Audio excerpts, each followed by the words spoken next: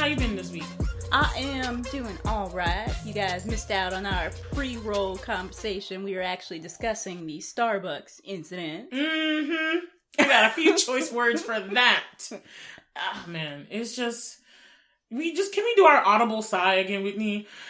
The vexation in the nation right now, and just Blerd Nation, you guys should be vexed too, because I'm about to boycott some Frappuccinos, okay? Starbucks. I don't drink Starbucks anyway, but yeah. I don't normally either, because I'm like, y'all stuff is too expensive. Yeah.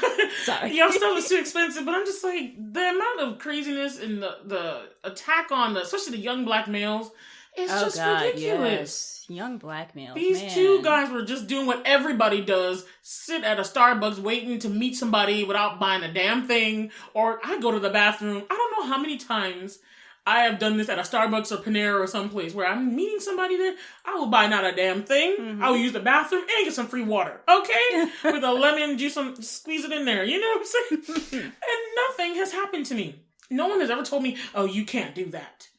But for this lady to just come up at these two black guys who were actually there for a business meeting, waiting for somebody. Yeah.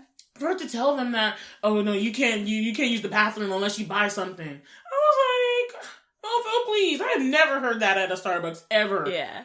But you know what? I do have to say that I did sympathize with the police captain when he said, the policeman didn't do anything wrong. I do agree with that, because if someone calls the police, you expect them to do something, do your job, dude. So really it was the Starbucks manager who was the problem, because, if you call the police and they come there and they're like, yeah, I don't think I'm really going to be doing anything, you'd be hot. So, yeah, this situation was messed up, but it was really on the Starbucks. Mm-hmm. But on the other side, though, the policemen didn't... I don't think they needed to take them in. Yeah. What was the point of them getting arrested? They didn't do anything. They just... They could have been like, dude, all right, you need to leave, or we can, let you cool off. But my thing is, like, they asked to use the bathroom. And I was like, is this one thing is, okay, at first when I first heard the story, I was like, okay, well, she did say it was their policy. Mm-hmm. They should have agreed with that and been like, okay.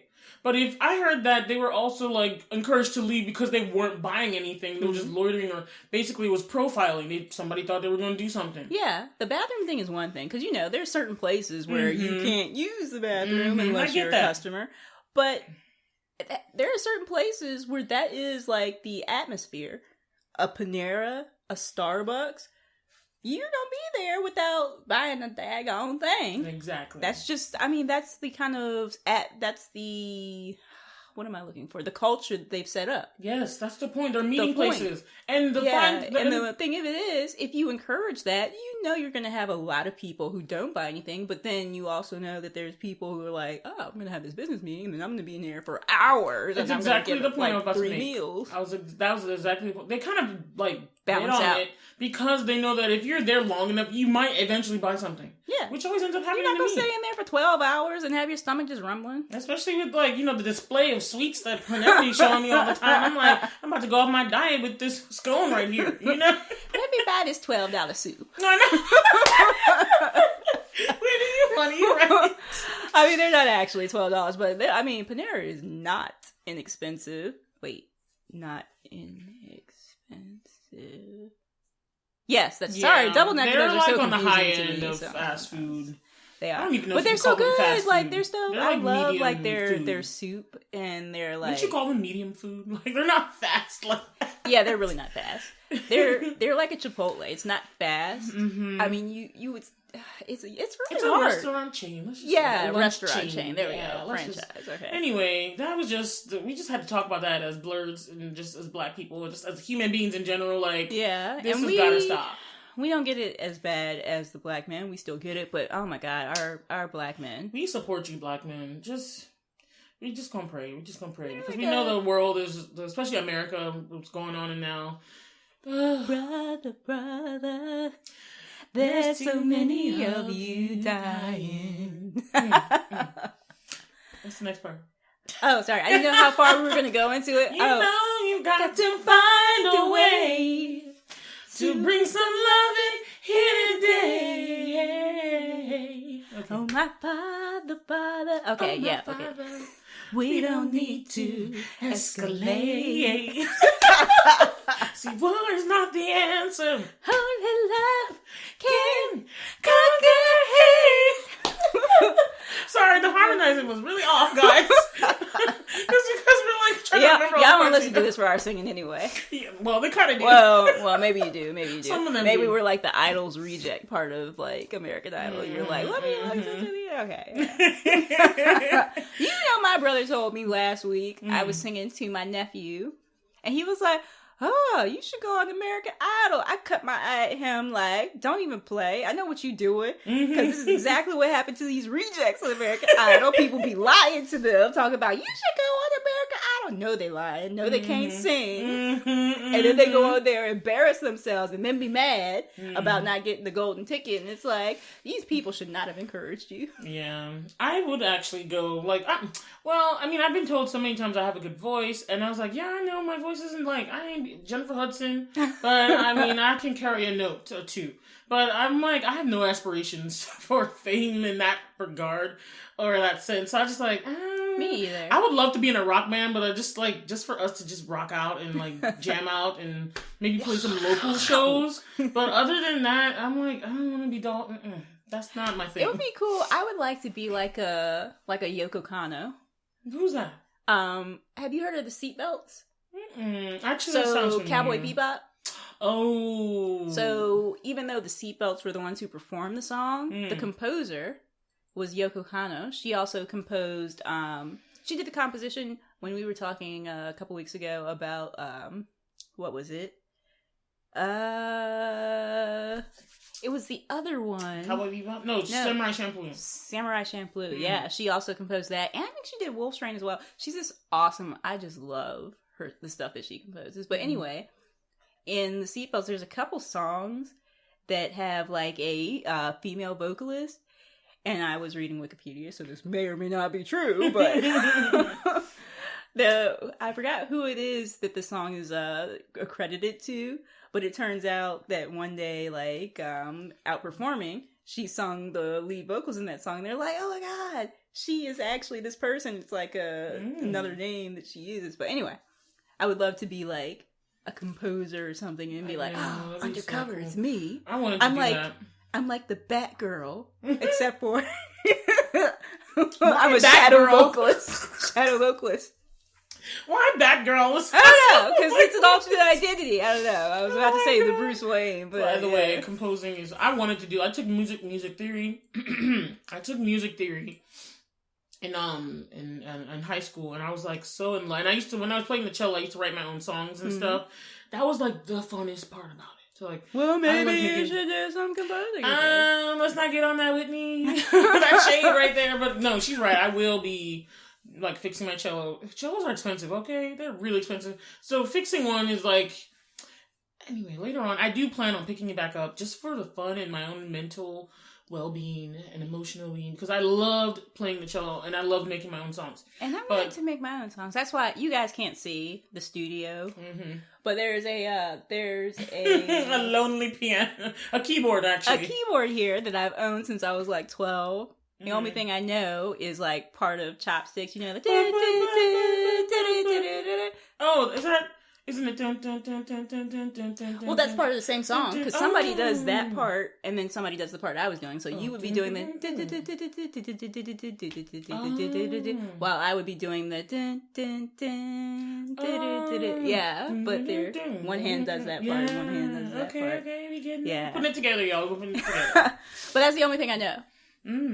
Yeah, and got like this chord MIDI thing, so I can be doing some composing. Don't know a lick about composing music. Can't read music. Well, maybe somebody else needs to do something about that, huh? With me. Yeah, but me, all I do is I tinker with stuff. So I was like, I don't care. I don't know anything about music. I'm gonna make some stuff, and it'll be like, oh, can you perform this? No, honey, child. I don't even know what notes I put together. I can play this clip for you is what I can do. And I know how to write the notes. I still remember all the stuff I learned I learned the treble clef. I learned the bass clef because I played on the bass clef. I learned the treble clef because of school. Like in school, we learned that, and I just always memorized it. And I was in orchestra, so I looked at their stuff and the violins, and I looked at my stuff, the bass line. So I could write stuff down, and I did. I wrote stuff on music, and so I would like find the timing and all that stuff. I still remember how to read music, so it's cool. But let's get on to another topic. Yes. We did actually have a main topic, you guys, for this episode. This episode, we just had to like talk about that. You know, we're constantly tangenting, don't we? Yeah. It's not a straight line. Let's get into what we'll be blurting out about, Whitney. Oh, okay. So that's our segment for right now. What are you blurting out about for this Let's week? start with you, because I don't... Oh, wait. I'm still blurting out about the same thing. Before you came over here, I was in the middle of another Buffy the Vampire Slayer. I'm still on season 2. Yeah, I'm still on season 2. I'm near the end. I'm about, maybe by the next episode, you guys, I'll be on season 3. You guys just pray for her. Like, how long is it gonna take? Because I'm so ADD that I've been like, I'm like a pinball. I've been bouncing around between shows. Yes, I know. I have been missing all my shows. I've been like backsliding on Black Lightning and The Flash, and like Supergirl came back, and I was like, I watched that though. Mine is by design though, because I'm so spoiled on binge watching now that I just let stuff aggregate so I can go and watch like 3 episodes in a row. Actually, that does sound like fun, because sometimes I get tired of like, I'm like, that's it? That's it for Black Lightning? I know, right? Yeah, so now I've got a ton of Black Lightning to watch, I just checked out the show Flash. Krypton. I heard about that, but Yeah. I wasn't interested, because it was like right before everything blew up, right? It's like a prequel, right? Yeah, it's like a prequel. The premise is interesting, but it doesn't pique It's me not that even much. about, because I was confused, because I'm like, who is this dude? He doesn't even have the right name. They messed up his name. And I was like, is he a Kryptonian? Or he has nothing to do with the at House first of L? I thought it was going to be Superman, Kal-El's father, and his name is Jor-El. So I was like, who is this dude? They gave him some other name. They messed up the whole mythology. And I'm like, oh, grandfather, not father. Calm yourself down, Whitney. Let's not be like one of those wacko nerds or blurs who gets like frothing up in the mouth, because I'm like, that's not a good look. Yeah, it's not. Don't be that guy, people. Don't be that guy. Or that gal. Okay? We keep to the equality. I consider guy like dude. I'm a dude. He's a dude. She's a dude. Because we're all dudes. Hey! Where did I come from? Goodburger. Welcome to Goodburger. Home of the Goodburger. Can I take your order? That'll be $8. I love the orange soda thing. But that was Keen and Kel. Who loves orange soda? Kel loves orange soda. Is it true? Mm-hmm. I do. Oh my gosh, we're so silly. Yeah. Okay, so I am blurting out about 2 things, y'all. 2 things that happened to me this week. Dos. One, I decided to get my eyebrows threaded. Oh no. Now, I've had my eyebrows threaded before. Back in my VCU days, I had a lady live in my building who was Indian, and those are the kind of people that mostly do the threading. Usually Indians or somebody. Wait. VCU days? Which VCU days? You had already graduated. Oh, okay. I was living in the high rise. Remember, I stayed like a year and a half extra anyway, after you graduated, trying to get my life together. And so that was when I lived in the same building as Ivy. Ivy's a friend of ours, y'all. Shout out to Ivy. We love you. I remember that apartment. Okay. And I lived in the high rise. Yeah, and it my had studio like the apartment. rooftop place. Yes, the pool and everything. Oh, I loved it. Living by myself. Anyway, I don't need that now. But anyway, she was in our building, and me and Ivy had like talked to her or something, and so she invited us over, and she's like, yeah, I do this, I thread, I do this for people, and so she'd only charge us $5. And I'm like, to get my eyebrows done, hey, and I was like, cool. But when she did it, it never hurt, and so I was like, oh, I'm down with threading. But everyone else that did threading told me it hurt so bad. And she was like, yeah, the way the people do it, she said that they used the wrong thread. That they were supposed to use a different kind of thread so it wouldn't hurt. Because when she did it, I had no pain. I was like, go ahead, lady. I forgot her name. I wish I remembered her name. But she would do it, and it was just perfect, and didn't have any pain. But I had stayed away from it for so long. It's been like years now since VCU days. And I had just been getting the waxing. I know waxing is not fun either, but it's not as bad, and I can take it. I built up an immunity, you know? So I'm like, I'm immune to the pain now. I'm like, just rip it off. Shh. I have never tried waxing. I feel like I would be, if I tried waxing, I would end up like Steve Carell in the 40-year-old virgin, when he had like those bleeding and stuff. You like something that something, you would like utter a slur of some kind. Be like, oh, motherfucker. I remember that scene. Well, he was really hairy, though. Yeah, he was. But, hairy. Okay, you know, I'm not going to talk my business, but... Okay, that's not what I'm talking about. We ain't talking about down there. That's not what I'm talking about either. Oh, okay. But I am... Yeah. Okay, let's move on. It's okay. Anyway, so I usually get him waxed, and I have been doing that. It's my usual place. Sometimes I move around depending on price and all that stuff. I was in the mall getting shopping as usual. Let's not go into that either. But I was in the mall, and I was like, you know what? I would have to go to my usual place and just wait and not really know like how long it's gonna take. And I had things to do, and the ladies were just there, and I was like, you know what? Let me try this threading. Let me try. Luckily for them, I had $11 in my purse. Because I was like, I heard this was $10. But I'm like, people raise the prices, the economy nowadays, whatever.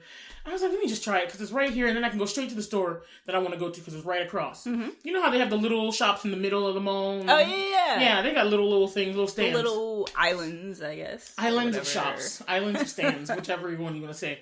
And so I sat there and I was like... I was so tentative. They were like, the girl that was in front of me, she was already there. Like, she's like, oh my god, look at these. These are so awesome. It was a white chick. She was going to a wedding. And I'm like, oh, her eyebrows were on fleek, y'all. It was fleeking out. And so I was like, you know what? Let me just try this. And I did. And I'm not going to lie, that mess was painful. And I was like, longing for the days that that Indian lady did. I was like, but it didn't hurt back then. Why not? It hurt. But the result, y'all... I mean, Whitney, you can see them. They're lovely. I feel like posting it on our Instagram just to go along with this episode. Be like, you guys, this is the eyebrows I'm talking about. They are popping, fleeking. Like, she's managed to get them to look the exact same. And I have like sister eyebrows. You know, like, they kind of look alike, but you know there's a difference. Yeah, I always hate that. And so, just using makeup, I try to get them to look the same, but waxing doesn't help. But she got them to look identical. And I was just in love, but I was like, that pain. It's like having a child, you know. You endure the pain for the outcome. Sorry, all mothers who are like, are you really comparing getting your eyebrows Let me not even go there. Anyway, I liked the experience, but it was just painful. If you want to endure it again, I have to like build myself up to go for it because I actually uttered some sound, and I usually don't. Mm-hmm. Even with the waxing, I'll be like, you know. But I was like, because they got up in there. That little string. I don't know what they do, but it is magical. Okay, so that was my one blurred out thing, because I was like, the result of threading is just beautiful. Anyway, my second blurred out thing. I started a new like gym program. It's an ACAC. It's called the ACAC prep program. Oh, you're way ahead of me. I need to get my exercise on. I know, but I'm like overweight, so I just was like, I need to get this going. My doctor's like, you should do this. I'm like, okay, whatever. And then I was like, what's the difference between this and the Y? Because it's not cheap. It was like $60 for 2 months, and then you pay some more for the months afterwards. And I was like, I can pay like $60 can give me at least 3 months. At the Y. You know what I mean? And they're like, well, we have a saltwater pool that's warm and all this other. And I'm like, so? Who wants salt? Why would I want salt in my pool? It's actually better for your joints and stuff. Like the salt plus the warmth helps you with because some people that come are older or they just have, especially if you have like knee joint problems, it's much easier on your body. Plus the warm temperature. They keep, because most pools when you go in, you're like cold at first. Oh yeah, I hate the cold part. Yeah, but they keep theirs at a warm temperature where you can really feel it. And so I went today and I was like, okay, I have the perks of it is that you have somebody helping you with the setup of the machines. It's like medicated. It's not medicated, but it's like medical professionals help you. You know, but then I kind of was sold on the pool. just today, they have they have several pools, but they had a jacuzzi with me. Ooh. A jacuzzi. Do they have a sauna? Yes! Oh my god. Yes! Yeah, that would have sold me. They have it inside they got one for the girls and one for the guys. I mean, they had one at the Y, but it was like everybody had to share this one pool. Not only do they have several pools, so it's like if you just want to swim, you can swim. If you just want to work out and take a class, you can do that. If you just want to go over here and be in the warm water pool and do some work, you can. Now, if you want a jacuzzi, you can. And I was like, I had to after my workout, I was like, I brought my swimsuit just to make sure. I went into that warm pool first, and I was like, oh Jesus.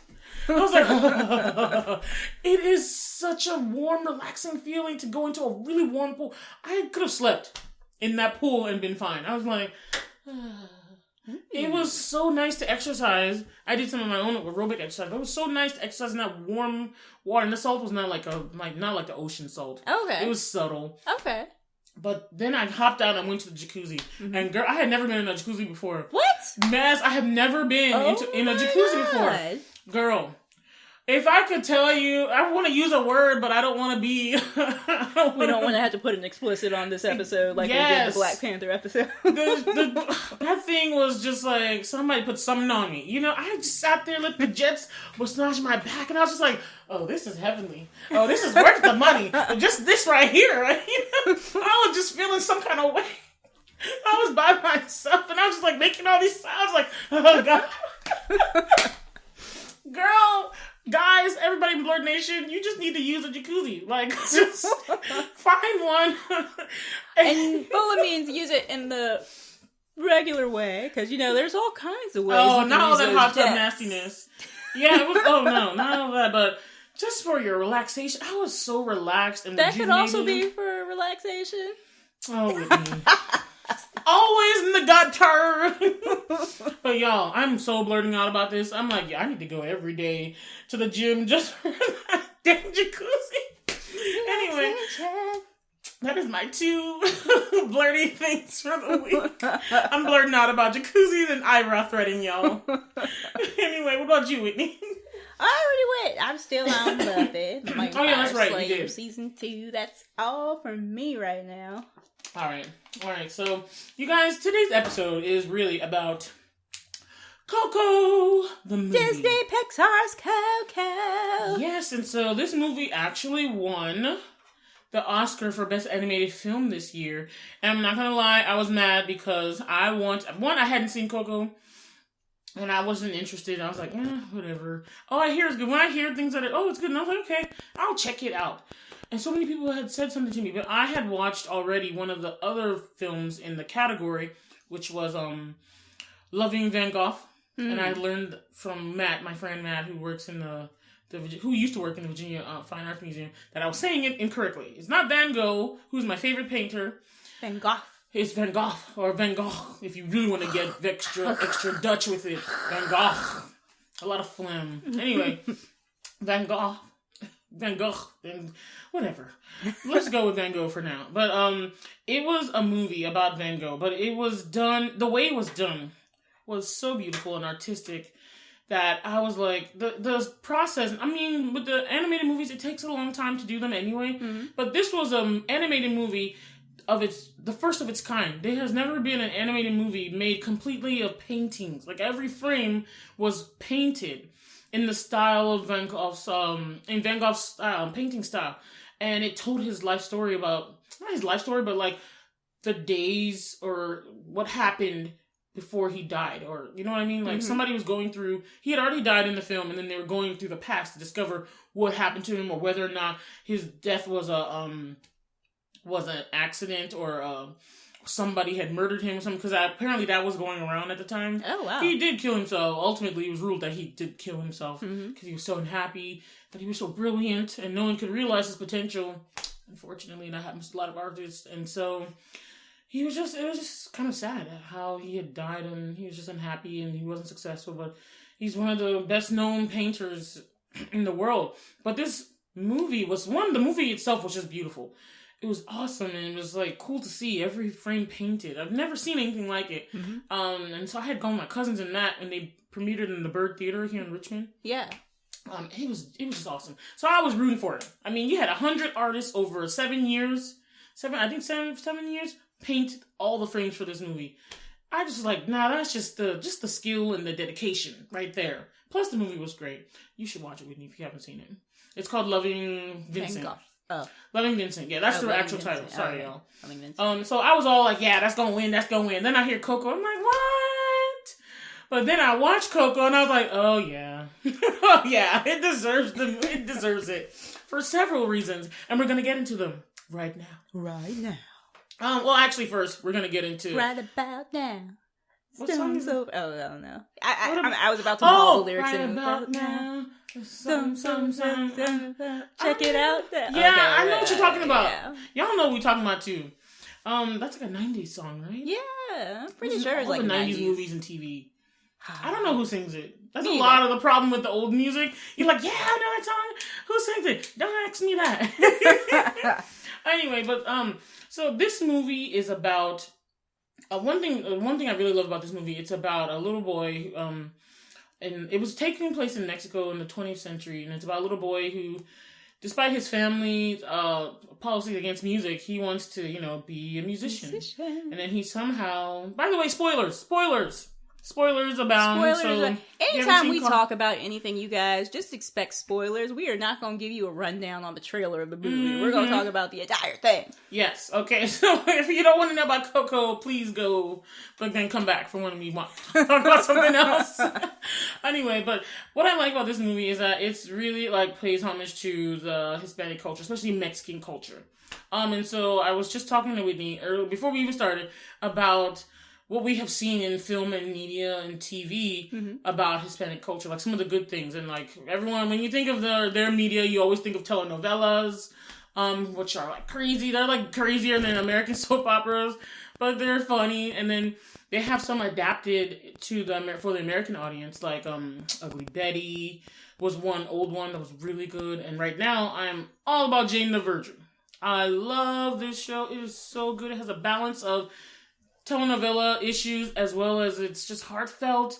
It's real. It's good to see just a family going through stuff, and it's just plain just people things. It's not all the sci-fi and all that stuff's good. I do love my superhero movies, but this one is just a family movie, issues with kids and children and relationships and all the stuff. And then there's a good amount of crazy murder and intrigue.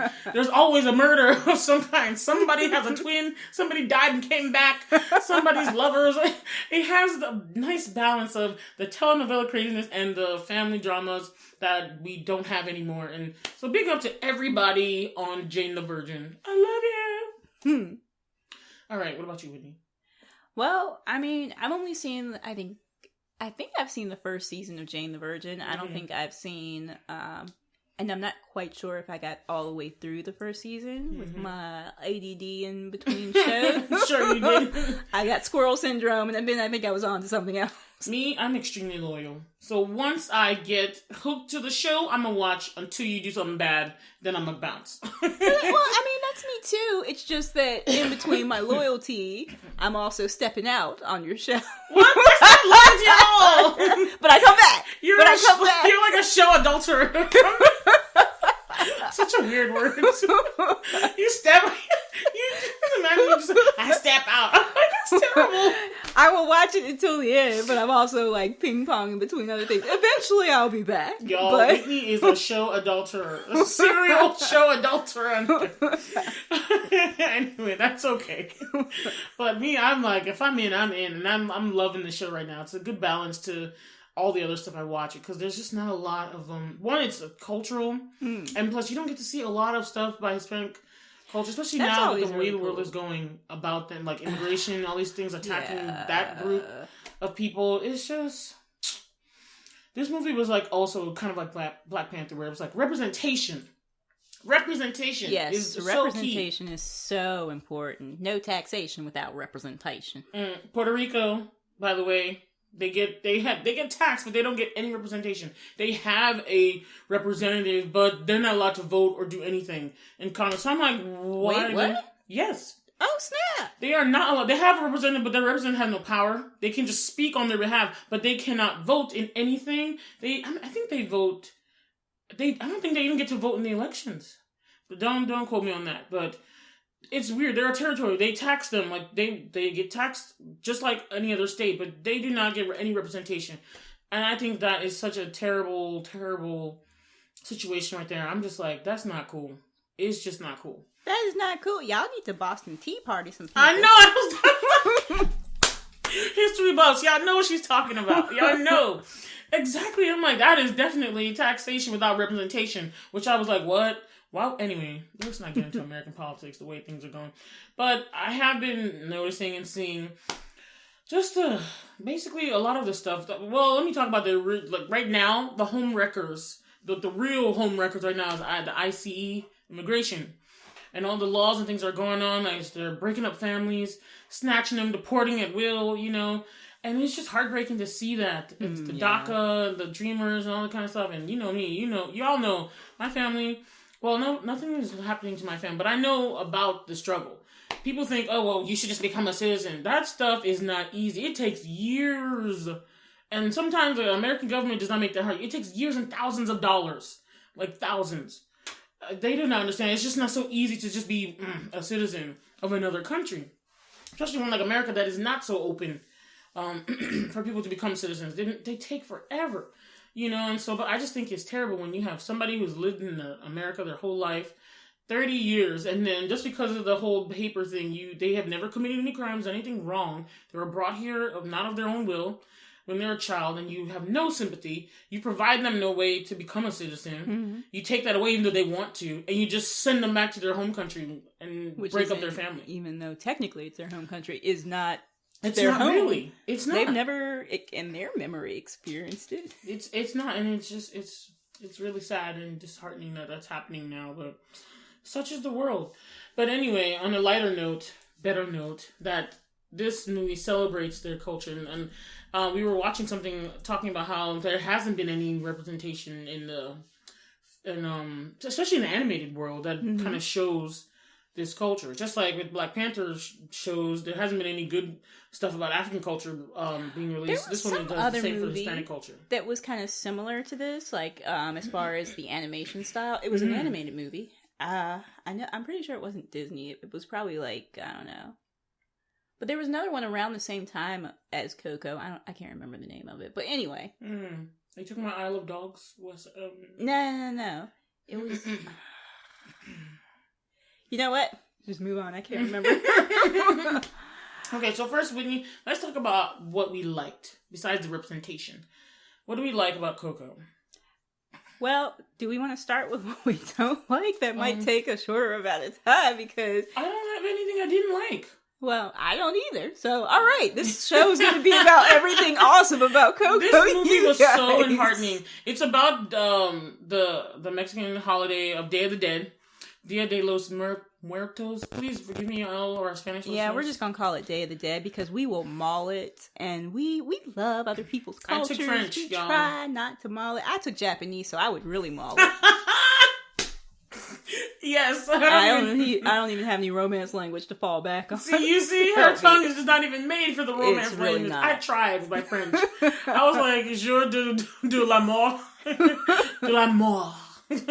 With the extra French emphasis.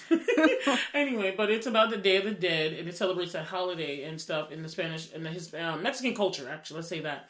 And so one of the things I found interesting, first of all, I thought this holiday was creepy because of all the skeletons and stuff, and I was just like, ugh. But then, I didn't mind skeletons. I know you don't. Nightmare Before Christmas and all that. Skeletons could be awesome. I watched that, and I was cool with that, but I still, now I'm like, ugh. But watching this made me realize what the day really is about for them. I mean, there's definitely a spiritual aspect to it, but, and there could be some other things, like somebody was telling me the history about it has to do with some kind of, worship of some goddess or something, death laid. I don't know. But I don't want to get into that either. I just want to focus on what is happening right now with it. And let me just say that I'm not an expert on it, but what I gather from what I've looked at and what I've looked at after watching the movie is that it's really about remembering your ancestors, remembering those who came before you. Something about that idea really hit home to me because I was like, my family... We're okay, but there's a lot of us, but we're not as tight knit as I would like to be. And so it's and I have a whole side that I don't even know, Yeah. My dad said I don't know anything about them. And so I was like, for them to have so many generations on something they call an ofrenda, just to have that, here's our family, here's this person, and let's maybe explain what the ofrenda is. Oh, the ofrenda is like an altar where they sprinkle marigolds, candles, food and things, and have pictures of all their ancestors. It looks like a little altar. Basically, you don't even need like all the 23andMe and all the the DNA tests. You just know right there because it's right there. The family keep their own records. Okay, that is awesome. For context, think of like Mulan. Mm-hmm. It's very, it's interesting because it's very similar to like Indian culture, and because I've seen a couple of Indian movies where they have kind of a similar thing. With, like, when somebody dies, they put somebody's pictures up and stuff. And then of course, and they use marigolds too. Yeah, and then Mulan, of course, the one scene where with all the ancestors and all that, and that's where Mushu and all came through, but. It's interesting when you see that type of very similar threads come through in very different and far apart cultures. So I just thought that was interesting. No, it's cool because you normally do see that in other cultures outside of the Western one. Mm-hmm. But I just think it's so interesting that they have that much knowledge of that, and they just want to celebrate their memory and stuff. And so that was kind of one of the heartwarming themes of it. One of the things that happened in the movie was that it was sad that some of them, even in the land of the dead, so it's like the movie takes place in two planes or two realms. One was the living, and then I think planes is good. Planes, yeah. One was the living, and one was the dead. And so the little boy, Miguel, he was able to go into both worlds. I mean, well, he was in one, and then he went into the other one. By magic, without dying. I mean, without dying. I mean, you can't get there, but. And I think it's because he took some relic. Oh yeah, because he stole the guitar. He stole the guitar of someone he thought was his ancestor, and he played that mess, and then he ended up being in the land of the dead. Anyway, it's a very interesting concept. It really was a beautiful story, but it was so heartwarming. It just tugs at your heartstrings. It did. It was really about family. Yes. And the movie is very called much Coco. so about. That was like the main theme. I think is. I mean, there was the ancestral like respect thing, like you said, but I really thought it was very much so about the importance of family. But yeah, I just wanted to... you just fall off. but the movie's called, like I was gonna say, the movie's called Coco because it's based off of Miguel. Miguel is the main character. Yeah. But it's about his great grandmother or just his grandmother. No, that was Coco is his grandmother. So the one that was flipping around, hitting people with her sandal, that's his grandma. Abuelita, and then they have another abuela. That's right. Okay, so older, great grandmother. Yeah, I almost forgot about his actual grandmother. Yeah, because he has a mom, and then the abuelita who was like, no music, no music, no music, and it's beat funny people with her because slipper. I hardly like the mom and father seem like they so minor. Mm-hmm. The grandmother and Coco, the great grandmother, are like so much more prominent that you forget he even has parents. I know, right? Just that 1 second they were in there, and you're just like, you're not really integral. But there was a lot of side characters, and it just had a very cool story. I like how they weaved it together. It was so much, and it was like a beautiful feast for the eyes. Oh There's my so much God. colors. I love the colors. So gorgeous. The colors, dude. The colors. I'm colorblind, kid. I love the colors. And so when they went into the land of the dead, it was just beautiful. Oh my God, beautiful. The bridge of the marigolds. It was just amazing, lovely. And then speaking of the bridge, as you said, one of my friends, me and her watched it together. One of my friends, Jane. Hey, Janie, shout out to you. And so we watched it together, and she said, the bridge. It was a marigold bridge because marigolds are used to decorate the ofrendas in the culture. And so the marigolds are everywhere and very much connected. And so they had decided, Pixar and the story creators had decided to use the marigolds and a bridge as a way to connect the two worlds, because on the Day of the Dead is where the dead could come from the spirit realm and just see their descendants. And so it's like the two worlds meet. But it was on on a bridge, right? And it was like a wide open bridge, and it was like you could go through the border. And she just noticed that. She's like, "Isn't that interesting? How wide open this bridge is, this border is, in America now. The borders for people coming from that culture is like closed and narrow." And I was just like, "That's such an interesting point." You know, I just thought that is interesting. Yeah, an interesting juxtaposition. Exactly, and I just put that together. I just wanted to point that out because I just thought it was very telling, and it was very just poignant to me at the time. But I really loved all the animation. It was so, like, they're just getting better at Pixar with their animation, like, the detailing. I remember looking at one of the scenes where you could it's almost like you couldn't tell it wasn't, you know how you were talking about the wax figures where it's like, it's almost real, but it's not, and that's where it's creepy to you. Yeah, the Uncanny Valley. Yeah. And that's what I was thinking when I was looking at some of this stuff. I was like, this stuff looks like you could see the texture. It wasn't just flat dimensions, you know? Yeah.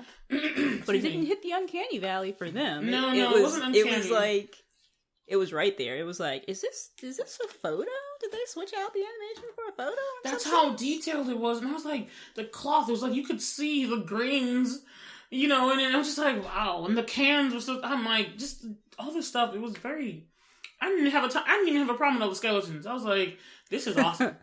Yeah, because a YouTube video that we watched, they were talking about how they were making sure, how they had a challenge of making sure it was still, like, family friendly, since there were these skeletons and stuff, because, you know, skeletons aren't really what one would consider just, like, a great children's family thing without scaring half to death a lot of people, but they made them, I say humanized, but that's funny because, I mean, these are human skeletons, so yeah, they were humans anyway. But anyway, they humanize it so that they are friendly looking. They're not, like, terrifying skeletons like you would see for some horror movie. They're very expressive. Yeah. And relatable. I like that they did that.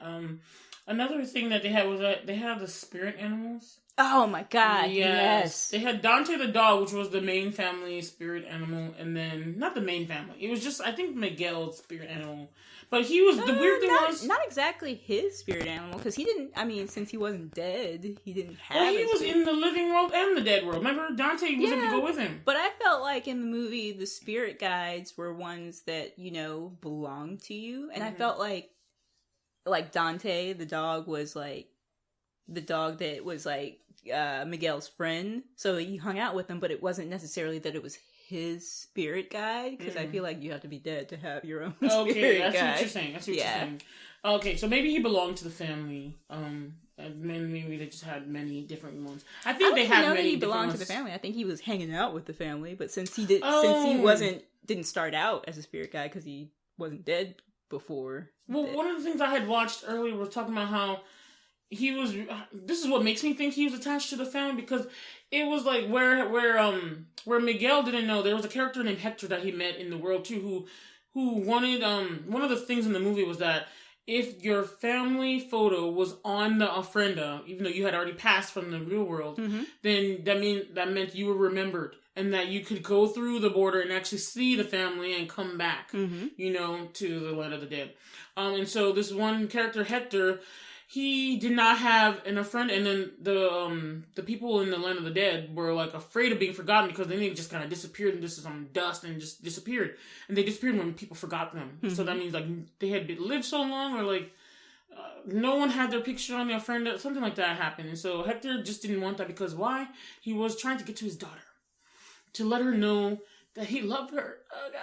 Oh god, yeah. I cried during this movie, you guys. This was so sweet. I don't know when the last time I cried at like a live action movie was, but I'm like always bawling during Disney Pixar movies. He did it to me. Inside Out was like one of the just main like a waterfall ones. During these movies. Long gone chasing waterfalls.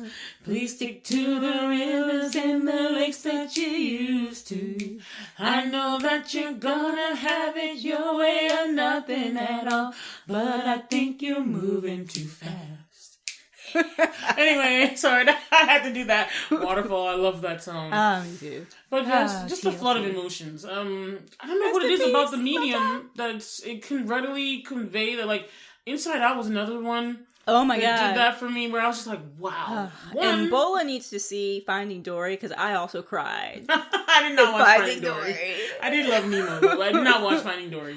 You need to. It's awesome. One of the other ones I really loved was Big Hero 6, too. I love Big Hero 6. That was awesome. But they just, I don't know what it is. And they take the simplest stories and then they just make it so that you just get so engrossed, you get so involved, and you're like... Pixar are master storytellers. Yes, they are. Yeah. I love it. But they can just tug at your heartstrings, and it's a general audience watch, and the story was so engrossing, and I just was like, by the end of it, I was like, oh, they can have the Oscar. They can have it, okay. They can have the Oscar.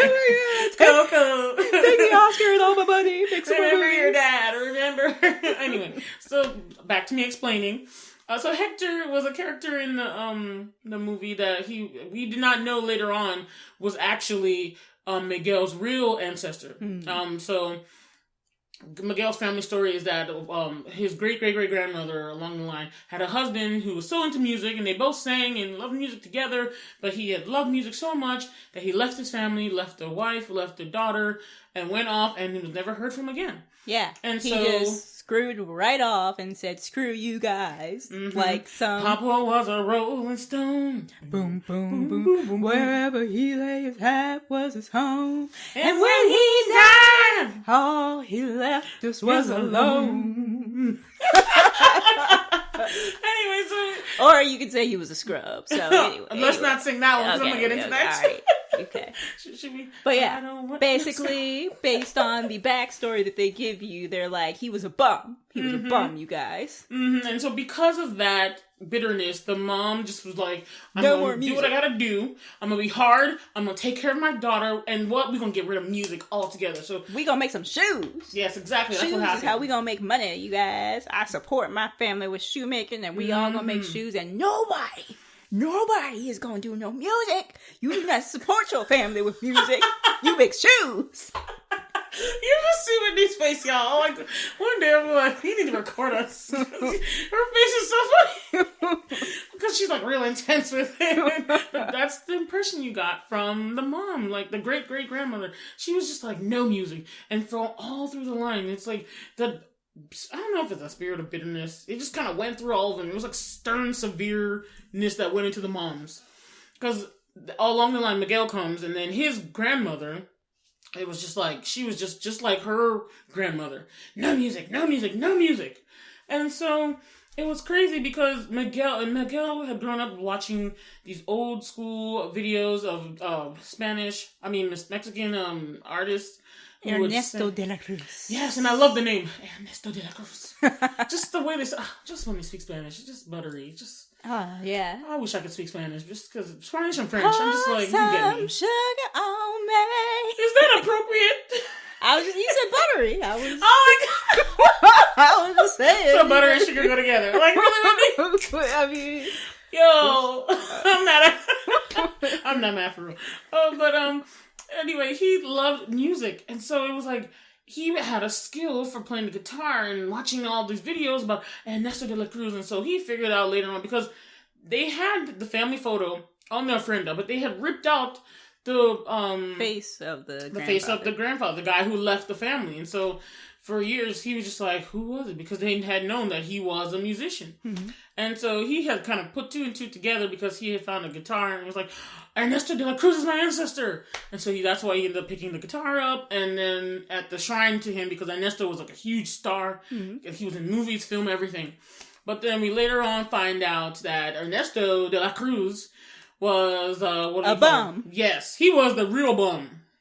He was. You might have a better word for him. A worse Actually, word. yeah, that doesn't even begin to describe that murderous son of a biscuit eating bulldog. How about that? He was a murdering son of a biscuit eating bulldog. Cursed son of a Southset goat. Yes, Southset goats. I always use my euphemisms, y'all, just in case. But yes, and we find out that Ernesto had stolen his. We find out that Hector was actually Miguel's ancestor. That's where he gets his musical talent from. And then Ernesto was the one that killed his great-great-grandfather, and why he couldn't get back to his family. And the daughter he wanted to see so bad was Coco. And Coco is what? Miguel's grandmother? Yes, who is alive but barely there because she has severe dementia. And so, but he always talks to her, sings to her, all kind of stuff. And Hector was afraid he would disappear because, why? The only person that would remember him is Coco. And she would, since she was forgetting things, she was going old, not even dying, she was just forgetting things. He was afraid of being, and he just wanted to let Coco know that he loved her and that he was going home to see her. He had left. That he hadn't just abandoned the family. Mm-hmm. He was on the road, singing and stuff, but it wasn't his intention to abandon them. Yeah. He was on his way home until some son of a gun killed him. Yeah, it's Ernesto de la Cruz. You suck. You bomb. Anyway, oh man, when that twist happened, I'm not gonna lie, as we were watching the movie, I was like, what if while I was watching, before they revealed this, I was kind of wondering, I'm like, what if Hector is his real grandfather? Great-great-grandfather? I'm like, what if? Yeah. But I was thinking about it, I was like, let's see how this goes. And then I didn't think the thought anymore, because when you find out that he killed Hector, I was like, oh man, that really sucks to have a murderous ancestor. Exactly. You weren't thinking like, nah, that's not his real grandfather. My mind, I was like, oh, Ernesto's not his grandfather. That's exactly, that point cemented it for me. But for you, you're like, damn, your ancestor was a murderer. Yeah. But then I was like, nah, it was good. It's so good how they did it. And the whole point was that music was what helped. One, the whole family didn't want Hector to disappear in the land of the dead. They wanted to stay remembered. And the whole point was trying to get Miguel back to the land of the living. He was stuck in the world because why? He wanted to get hold of his ancestor. Yeah, he wasn't exactly stuck. He could have gone. Oh yeah, you're right. Back, but there was conditions. Mm-hmm. To his going back that he didn't want to accept. Yes. So he was like, I'm going to find my musical ancestor. And it was getting a blessing to be a musician because he wanted to show his family. Because the reason he had run off from his family anyway was because he loved music and he got caught doing it. And so his grandmother, his parents, everyone was like, you're not going to do music. And he's like, well, I don't want to be part of this family anymore. And so that brings up a theme. Yeah. A theme about, about being who you are, even going against the family. And so I was telling Whitney before that a lot of cultures that are not Western in nature are more there's this okay, you guys, I'm getting really nerdy on y'all, sorry, but in grad school I studied some communication theories, and this was an intercultural one, and it was Hofstede's Cultural Dimensions. Basically it says that when you have a spectrum of dimensions that every culture has, and so it's like every nation or ethnic group or whatever is on a spectrum of that culture. And so it depends on the different categories. There's 6, but there's actually a few more now because his sons have developed more of the theory. Anyway, I'm not going to get into all that very nerdy stuff. But one of the dimensions is individualistic versus collectivistic. And the Western nations are more individualistic in nature, more so meaning that there's more emphasis on the individual, on the person. There's more freedoms to do things. What else can I say? What do you think when you think of individualism? That we are very much so independent. We're about our personal achievements, about how you are a beautiful little butterfly and your little flapping wings can cause typhoons. It also could mean you're very selfish. Anyway, but it's basically the individual rules. And that's I could say that's definitely Western culture. Yeah. It's about really what you want to do. But other places in the world, and most of the other places that have brown and black people are more collectivistic, meaning that it's more of the group that is the functioning body. It's one of the group that has to say, the collective, as you would say. So it's definitely more, when it comes to decision making and what is emphasized, is like what the family wants works. What the family wants is what's going to be done, not what just you want. Also, as an I can tell you, I wrote my thesis, my research paper in college on anime, and it's definitely prevalent in Japanese culture because, some of the themes that you'll encounter, at least in some of the old school anime, because I gotta admit, I'm not really so much up on new stuff. I'm a classics type of anime girl. Me too. Sorry, y'all. Yeah. But yeah, it's very much some of those themes, if you're diving deep down into them, are about how if you go too much into the individual, that's when bad things happen. Yeah. So it's like, and then my culture, my Nigerian and a lot of African nations are collectivistic too, where it's like, you will not do things because the whole family will get involved, and you'll be like, okay. They will basically make the decision for you, and it's like not even just Africa. I've seen it in like Asia, like she said, other Asian cultures, Indian.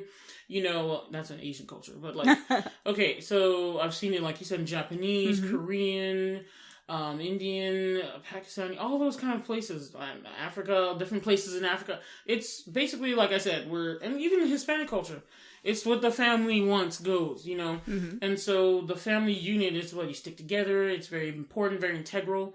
And the individual is not so much emphasized. And so that's was seen here in Coco. Miguel wanted to be a musician, but the family doesn't do music. So therefore Miguel had to fall in line. But Miguel was fighting that because Miguel loved music and was very good at it. I even love his little Poco Loco song at the end. That was so cute. And it's interesting because I also think that tying in a little bit to like the themes of Coco, and granted this changed once I found out that Ernesto de la Cruz was not his actual grandfather, but it was Hector. But when I thought that sacrifice was one of the themes watching it, because to me it seems like Imelda, who was like the great however many greats grandmother, the one who said there will be no more music, we were making shoes, and shoes is all we do. She also, like Bola said earlier, she loved music. She and her husband made music together before he went off to pursue music and then got killed by that bomb when they thought that he had just abandoned them. But she sacrificed, to me, passion for family. And then when you're watching the movie, you look at like Ernesto de la Cruz and you're thinking, at least me, I was thinking he sacrificed family for passion. So they were like inverses of each other. She sacrificed passion for family because she loved music, but she put it aside. The analysis right now. Yeah. Nerd juices are like flowing. I love that.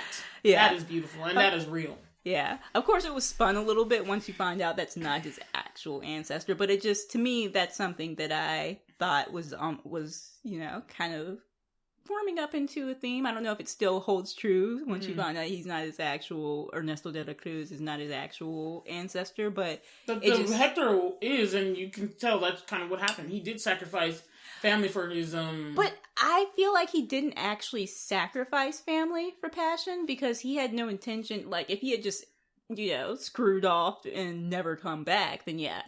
But since that wasn't what he was doing, he just got killed by some son of a gun. But you could see, like, they had, like, the backstory part that they had animated so nicely. You could see that in him choosing to leave them behind anyway, he was choosing the passion over the family. I don't know that he was intended to come back, yes. It. But he did initially leave for that purpose. Because, like, plenty of people, I mean, you've got, like, families who have, like, maybe a parent who's, like, a salesperson. So they're, like, on these business trips. And I feel like that's part of them supporting their family. But, if they're coming back, then it's not sacrificing their family for whatever they're doing. But if they Because he died, would you say it was a sacrifice then? Because he died at the end. Because he died at the end. I would say, as far as what I'm saying, no, he did not sacrifice family because he died. If he had lived and just stayed away because he just thought the music was more important, then yes, I would say, like Ernesto, then that would have been sacrificing family for passion. But since he was not, I think the intent. Oh, the intent is what you're getting at. Okay. I mean, well, not all of it intent, because sometimes, intent doesn't matter if your actions don't support it. But since he was actually, he had no intention of just being gone from his family forever. He was basically, he was on tour. So, you're on tour. That doesn't mean you just left your family forever. Okay, you're on tour and then you come back. Yep. So, to me, that's the difference, and why it was not him sacrificing family. It was a misunderstanding caused by a son of a gun, selfish murdering. Ernesto, he got his comeuppance at the end of that. doubly killed by a big ass bell. But he wasn't actually killed. I'm like, I mean, he did get crushed by a bell, but I mean, everybody's bones put themselves back together. He So I'm could, like, but now everyone knows. Can we put him in the pit? yeah. Like be like Joseph, be like just stuff him down in there. But he finally was. Let's just say everyone had put him on a pedestal, and he got knocked off of it. Yes, he did. Doubly. Yes, he did. And I thought that was good. But back to the theme of like, you know, going after your passions and pursuing what you love and what you want to do. I just felt like that came through as a Miguel conflict, a Miguel struggle. You know, that he had his family, he loved his family, but he loved music too, and the two were not mentioned together. And the sad thing was the music was the foundation of the family, but then because of that issue and because of what happened, he had fallen apart. Yeah, and so I get that struggle about, like, you know, going after your dream. Like, first, for individualistic cultures like America and the UK and all those kind of places, they would be like, no, go after your passion. And people understand that. Because we're like, it's better for you to be happy and seek what you want to do.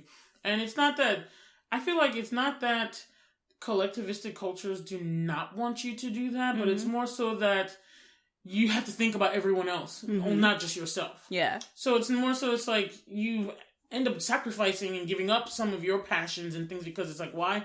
That's not going to suit the collective. That's not going to suit everybody in the family. Yeah. You know, and so it's a bit different.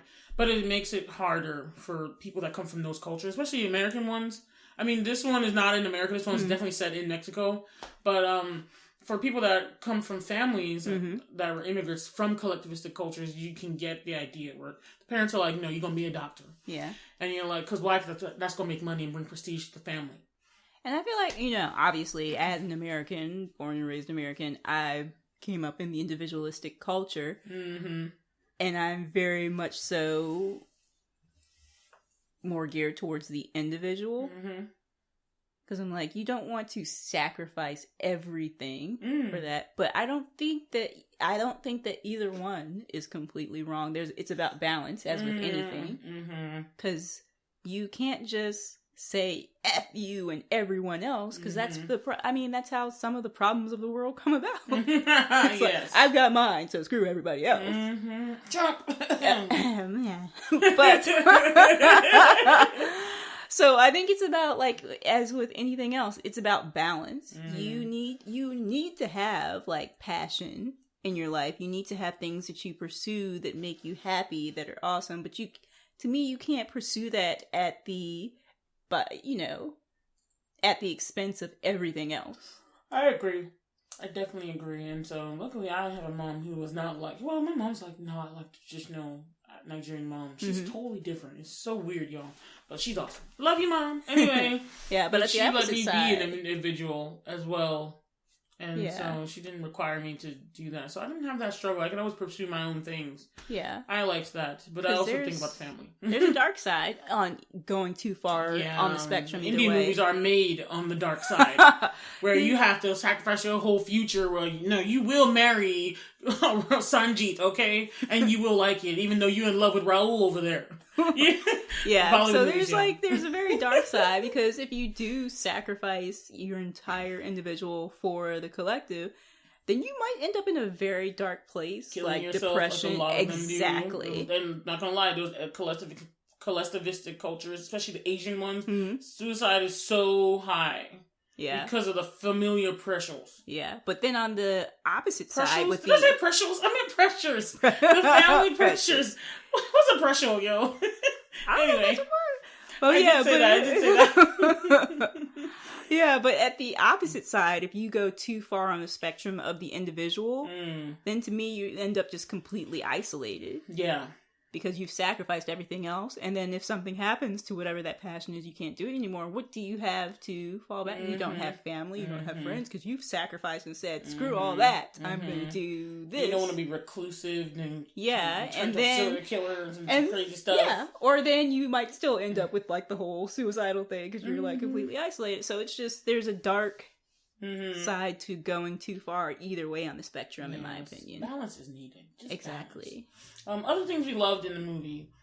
Back to the spirit dog thing. I forgot to mention this. The reason why I thought it was a family spirit dog was because I had watched something that kind of showed me this. But if you saw in the movie, the spirit dog, Dante, he kept leading Hector and, like, he kept trying to get Hector and Miguel together. Mm-hmm. It was almost like he knew that they were family. Yeah. And so that's kind of why I was like, oh, he's the family spirit dog. I see why you would say that, but in my opinion, I think that's why he became a spirit guide, but wasn't necessarily family spirit guide, because he already had the potential, because he was already guiding. So that's why he, like, became a spirit guide. But that doesn't... Did you see him get those little ass wings? Like, here's this dog, and he has, like, the T-Rex size wing. Like, the T-Rex... You know how the T-Rex got those little arms? They're, like, useless. They can't get anything. He had these tiny wings when he became a full, colorful spirit animal. And I was like, now what the heck he's going to do? He can hardly lift himself. Oh, it was hilarious. But Whitney, like, the griffin-looking one. Oh, yeah. The spirit guide, Pepita, I think it was. Yeah, I'm so sorry for mauling these like terms, you guys. I already told you I took no Romance languages. I took Japanese. Yeah, no habla español. I apologize, but yeah, that was like my favorite. I was like, it's so cool. And then I like the detail. Well, with Pixar, we already talked about detail, but they had done a lot of research when it came to this movie too. They had actually looked at photos, gone on sites to do some research. They made sure the place looked like a real Mexican town, a real Mexican city, in different eras. Cultural consultants. Frida Kahlo was in there. Frida Kahlo. Oh my gosh! If you haven't seen the movie Frida, watch that. Oh my god, that was some of the like funniest parts with her with her performance art. Yes, it was hilarious. The thing with the mango, and you're just the papaya. You're just like, ew. I remember me and my sister were looking at that scene, we were like, ew. People climbing out of the papaya. You're just like, I just love it. It was some humor that it's some smart humor, and I love smart humor. But it was just great, and I love that they were getting to. And again, this is just another celebratory thing of representation for a certain culture where you don't see much. And this movie actually did really, really well, like better than any of the other Pixar movies did in Mexico. That's what the video was saying, right, Whitney?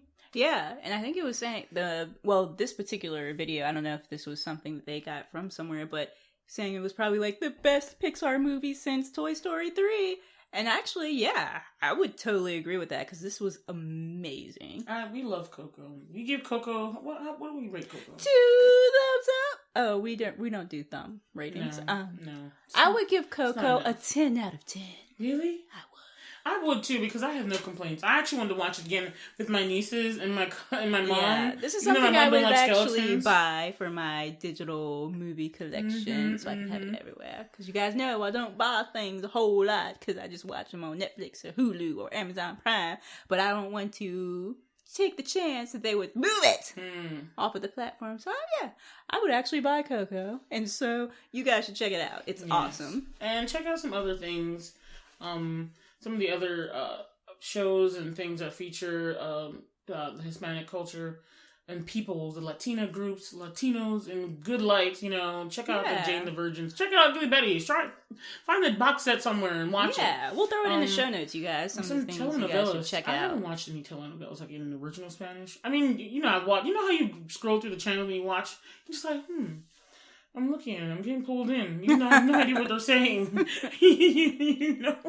But I just checked those things. I'll check, there's another show on Netflix called One Day at a Time. That's a sitcom now. That's a new one in streaming right now. That's another, like, a Hispanic culture sitcom of a Cuban family.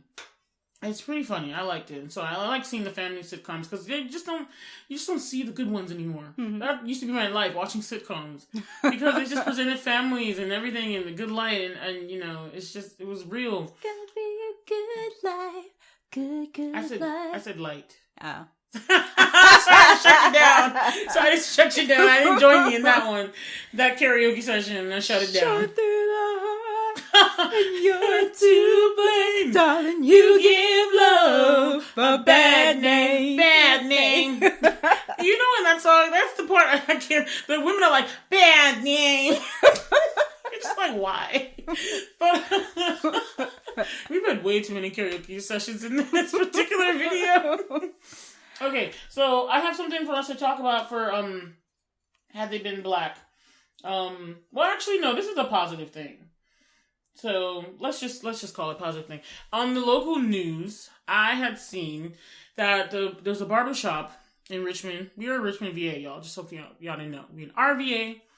Virginia, what's it called? It's for lovers. Exactly. Somebody will come love me. Okay. Check my Instagram out. You guys know where we at. Anyway, but I had seen something on the local news talking about this barbershop that was encouraging children, especially young black boys, to read. So they were having a contest, and they had like a poster board that gave kids stars that anytime they had brought a book while they were reading and getting their hair, shaped up, getting that fade, got hairline, getting it right and tight. And I just remember, yeah, get it right, get it tight. That's a song. And I just remember looking at it, and I was like, this is awesome, because unfortunately we know that a lot of times there was a stigma associated with being a bookworm growing up. It's like, it was a nerdy thing, of course. And what me and Whitney did what? We love books. I didn't care. Yeah. For girls, it's not as bad, because it's like girls could be nerdy if they wanted to, but you still have to be down and cool. But I didn't care about that, because I was like, I like this book though. Yes, it's an American Girl collection about history, and I love it though. Anyway, but and it's so sad that it wasn't encouraged for young black boys to find reading cool, because it's just not cool, Video games, sneakers, rapping, and all that crap, whatever. All those other things were seen as sports, and so I like that. For now, they're trying to encourage boys, especially young black men, to read by doing these contests, presenting them like while they're in the chair, encouraging them to read. I thought it was just a hashtag black excellence on that. Okay, hashtag black excellence. Awesome. What do you say, Whitney? I think that's awesome, because I think I've said it before, but we need to teach our young black men that there is more that they can do outside of sports, and that there's more to look up to other than rappers with bad grammar. Read a book. Yeah, I thought about, should we put that? No, we're not going to put that in the show. I was just going to say the part, read a book, meet a Miller book. We might, I don't know. We'll think about it. We might decide to link to that, the show does. We'll think about it, you guys. Your body needs water, so drink that. If y'all know that Little it's John called song. Speed Stick. It's not expensive. Buy some land, buy some boop land. F spinning rims. If y'all know what song you're talking about, blurt out on it. Let us know. Leave us a comment. You know this on the read a book song. And so, in this segment of Had It Been Black, I like that this one is a positive one. It's not like a situation where it would have gone the other way. We started off with a bad story affecting black people, but this time we're ending off with a positive one. So, big up to that barbershop. I wish I had the name of it, but please encourage all of our young people to read. It's definitely important to stay educated, intellectual, and it's just awesome. We need people to read more. That's right. Read more books. That's the way you stay informed and make your own decisions and develop critical thinking and imaginations. That you need to do other things in all the realms of life, in all the different arenas and areas. So reading is not just integral for English sake or English language, but it's integral for everything. That's right. All right. So, we need anything else? I think that's it. I think we can. You got anything else? Because I got nothing. I got nothing, so we sign off. But Coco, we loved it. It was awesome. It definitely deserved the Oscar it got. Definitely check it out, you guys. And the music is wonderful, too. Yes. And it actually started, speaking of helping kids, it actually started an organization that would, the Grammy organization that helps children get involved with playing instruments and after-school programs and all that kind of stuff. Just to encourage more people to get into music. Yeah. Especially in the communities where it's not supported or they don't have enough support to give to children to learn instruments and stuff. So I think that's a big positive too. And teach your young people to play an instrument, you guys. It's awesome. I don't actually play. As you guys heard earlier in the episode, the only thing I can play is chopsticks. But, I'm not saying that there's anything wrong with sports, because teach your young people something that encourages discipline, because sports will do that, but as will music. And music is also awesome. We're not against sports, y'all. Yeah. Cognitively, development-wise and helping with memory and stuff, music is awesome for that. So it's amazing. Smarter. Yeah. There you go. Develops more elasticity between the two lobes. There you go. There's another thing I read about music being awesome. Anyway, but it does something to the brain. It really does. It improves the brain, and I'll find that and then put a link in the show notes and stuff. But yes, we're not against sports. We think sports are awesome. They help build teamwork and team build building, coordination, discipline, all that stuff. But we just want it to not be the only thing people aspire to, especially men and women of color, mostly men of color. But we just want to encourage people to, know that there's being a nerd is not bad. More out there for you. Yes, we can't stress that enough for our young kids to go out there and be the best of it, the thing you want to be. I want to be the very best, Doom, doom, doom. like no one ever Wait, we sang this already was. in one of the episodes. To catch them is my What does this have to do with? To train them is my cause. What does this have to do with? It's Pokemon. You know you want to say Pokemon. Next has nothing to do with it. We need to sign off, y'all. Okay, yeah. All right, we love you all. We're going for real this time. Okay, bye. Peace out, guys. Bye.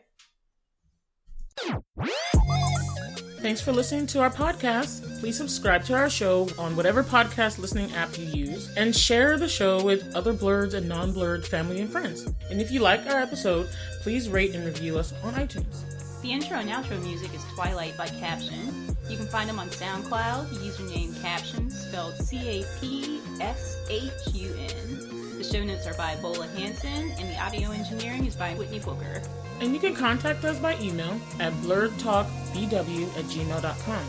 And also, don't forget to get social, you guys. You can find us on our social media at Instagram and Twitter, with our @handle being @blerdtalkbw. And we've got our individual things going on too, y'all. So you can find me, your Blerd Fashionista, on Instagram and Twitter at BolaStoryB. That's B with 2 E's like the insect. And I've got my own personal YouTube channel, just Bola Sade. That's BOLASHADE. D as in dog, E as in elephant. And this is Whitney. You can find me at my company, Luminavi Studios. The email address is wit@luminavi.com. That's WHIT@LUMENAVI.com. You can also find me on Twitter at Luminavi Studios.